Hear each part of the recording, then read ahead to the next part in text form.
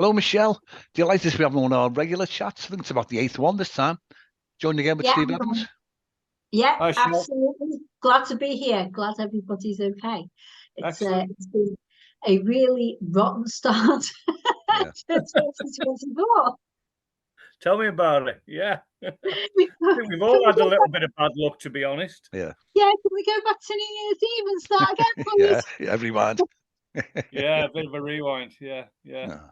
I was talking about one of your favourite authors last night. I went to a theatre, and the Yeah. guy who wrote and directed the play has been compared to Stephen King meets Jimmy McGovern. And I Wow. tell you what, he was brilliant. His Yeah. writing was exceptional, and the play Oh, was out of this world. I've right. never seen anything like it. It's so hard to describe. It's untrue, but he was really good. What was the I'm play, What thinking was Steve? of his name? Stephen King. Sorry? What was the play? What was his name? It was called The Bench, but it's a series of plays, and the main play is called Paradise Heights or something like that.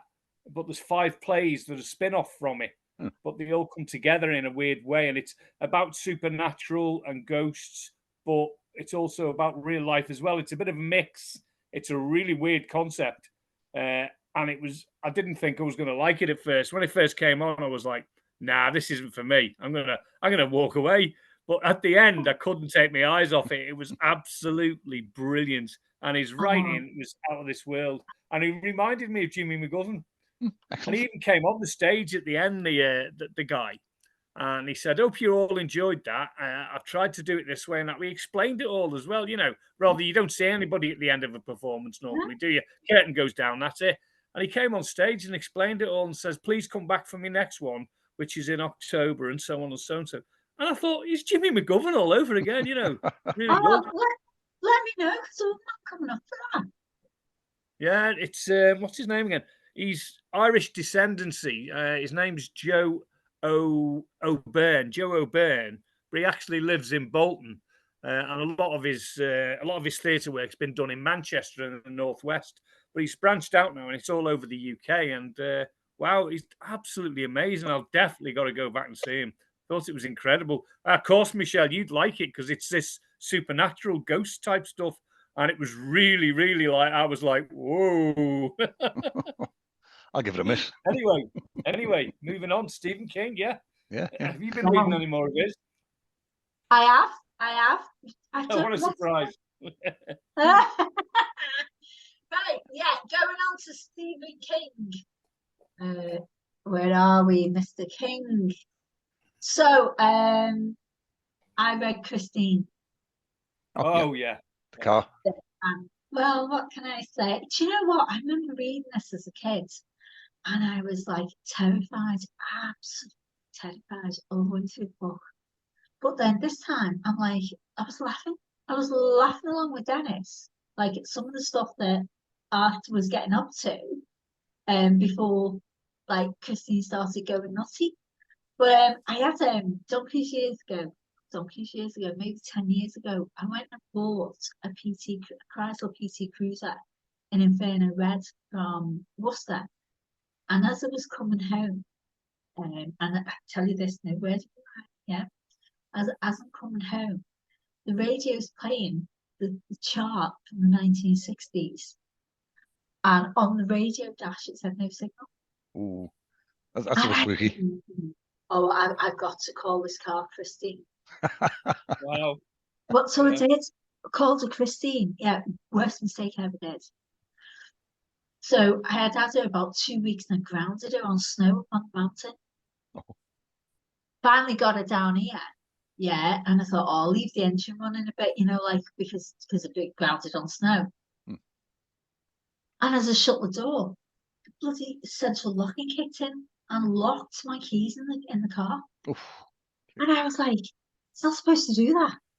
Yeah. And there was just several little things, like I would be driving down the motorway and the radio would change channel.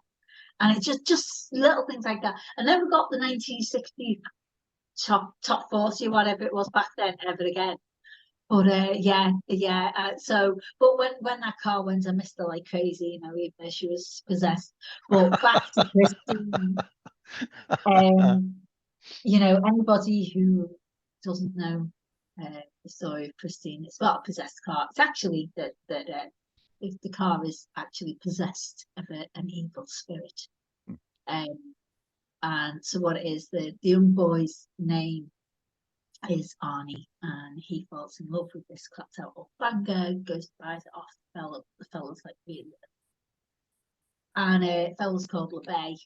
And a couple of days after Arnie purchases Christine, LeBay dies, and then LeBay just takes over Arnie, takes over the car, and goes on a killing spree, basically. And yeah, so I'm not going to tell you any more than that. You have to read the book. Okay. Stephen King at his absolute best. So 10 out of 10. Just look the book all the way through. You know, really.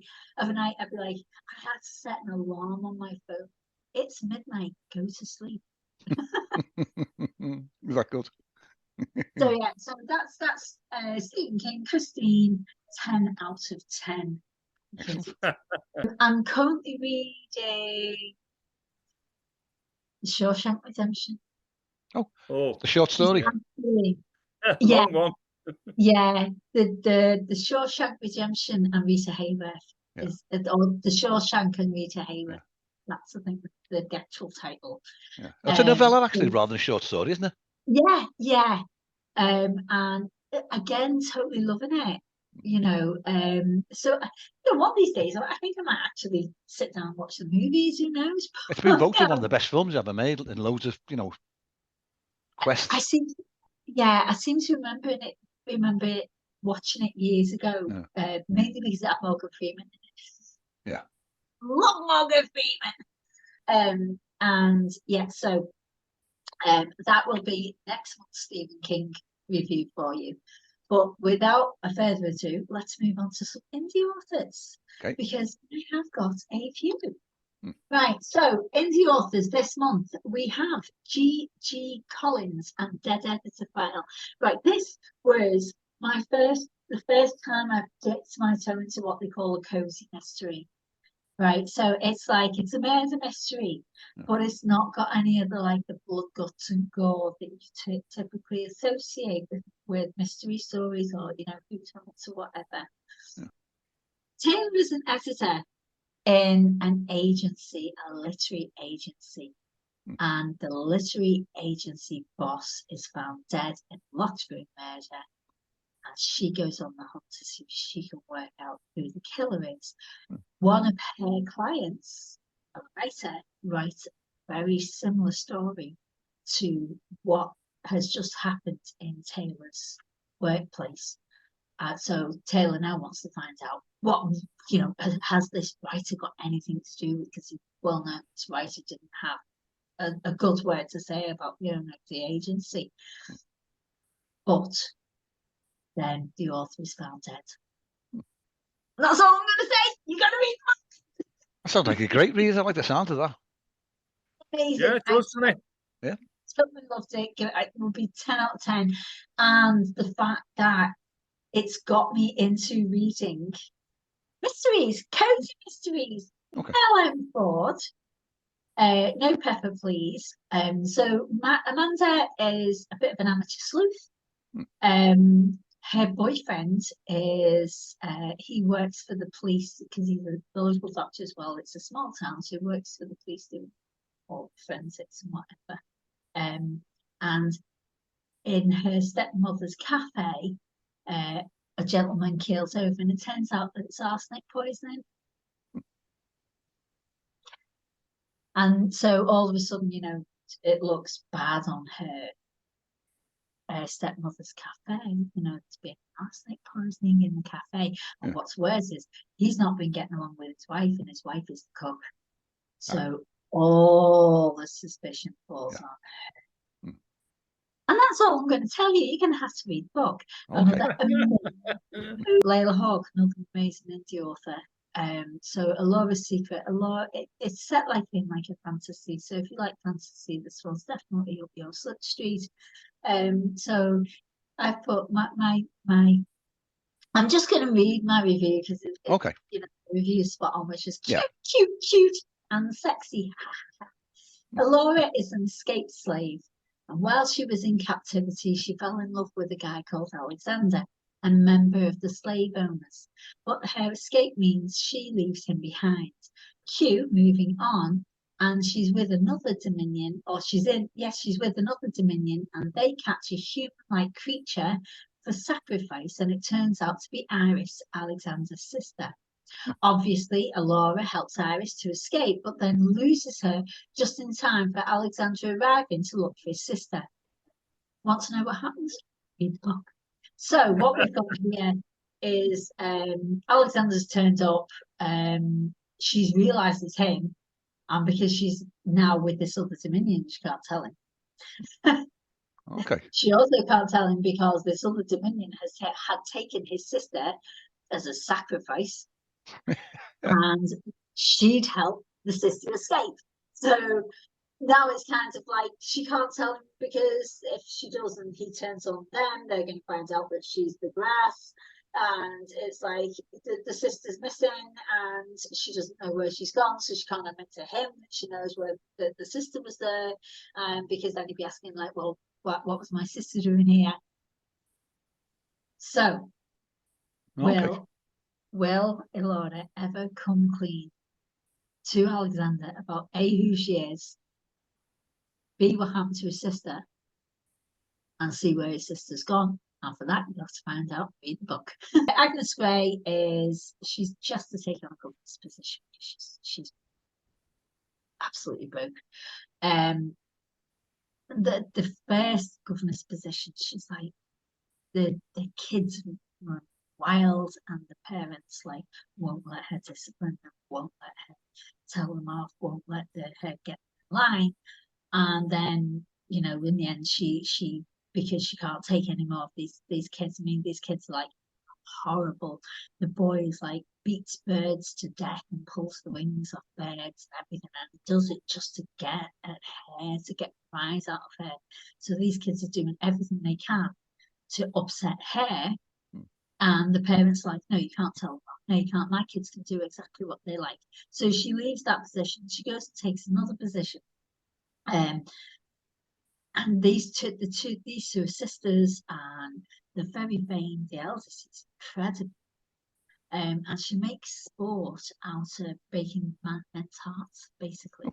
But Agnes falls for Mr. Weston, and Agnes believes that she's very plain and that nobody would ever look at her. And this girl basically sets out to break Mr. Weston's heart on purpose for fun. And when she realizes that Agnes likes it, this really gets her. Like, she's really, really, really good. Do Mr. Weston a good one. But Mr. Weston isn't as stupid as Agnes seems to think he is. Agnes does a disappearing act, and the question is, does Mr. Weston ever find her? Well, to find out, you'll have to read the book. Stephen King, Christine, 10 out of 10, gotta be read. Agnes Grey by Anne Bronte, 10 out of 10, gotta be read. No Pepper Please, Ellen Ford, 10 out of 10, gotta be read.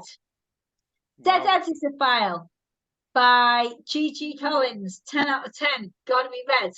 Elora's Secret by Layla Hawke, 10 out of 10, gotta be read. Okay. Perfect 10. Got it. Yeah. Perfect 10. Just David Perlmutter for next time then. Yeah, definitely. Yeah. All right. Well, listen, thanks for your time again, Michelle. It's been a pleasure as always chatting with you. And thank you for putting up with me today, because I know I've been a bit come on. We're mates, aren't we? Well, we are indeed. I'd be lost without you two. Oh, that's nice. But for now, Michelle, let's hope you have a lovely rest of the weekend.